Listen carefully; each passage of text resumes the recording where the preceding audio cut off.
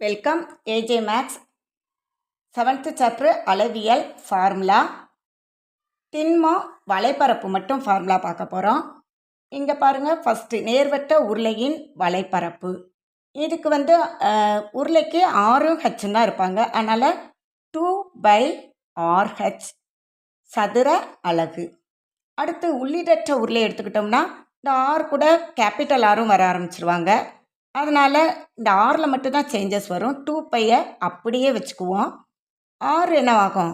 R plus R into ஹச்சுன்னு மாறிடும். ஓகேயா? அடுத்து நேர்வட்ட கூம்பை எடுத்துக்கிட்டீங்க அப்படின்னா அதனுடைய வலைப்பரப்பு பார்க்க போகிறோம். இது ரொம்ப சிம்பிள் ஃபார்முலா. Pi RL. எல்லுங்கிறது சாயுயரம், ஆரமும் இருக்கும். அடுத்து கூம்பின் இடைக்கண்டம் அப்படிங்கும்போது கேபிட்டல் ஆர் இங்கே வர ஆரம்பிச்சிருவாங்க.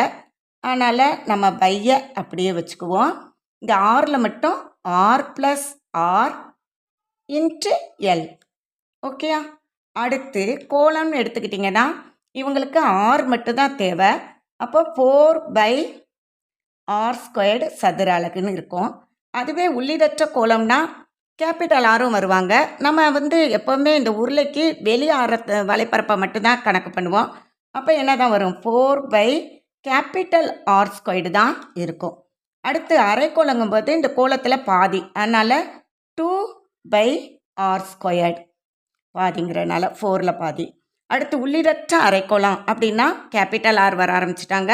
அப்போ 2/ஐ அப்படியே வச்சுக்கிடுவோம். ஆரில் மட்டும்தான் change. R² plus R². Okay, அடுத்து பாருங்களேன், இந்த RH கொடுக்கப்பட்டால் கூம்பின் எள்ளு கண்டுபிடிக்கணும். சில நேரங்களில் நமக்கு πRL தான் இதனுடைய வலைப்பரப்பு ஃபார்முலா. சில நேரம் என்ன பண்ணிடுவாங்க, ஹச்சையும் ஆரையும் கொடுத்துட்டு எள்ளு கொடுத்துருக்க மாட்டாங்க. அப்போ எல் கண்டுபிடிக்கிறதுக்கு நம்ம பிதாகரஸ் தேற்றத்தை யூஸ் பண்ணி தான் செய்கிறோம்.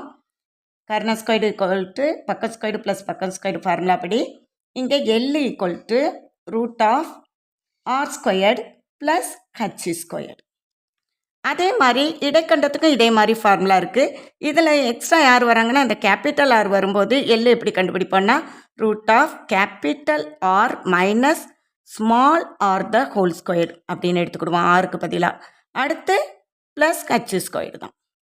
ஓகே, இது முக்கியமான ஃபார்முலா பார்த்தா தான் இதில் உள்ள கணக்குகள்லாம் போட முடியும். நல்லா பார்த்துக்கோங்க.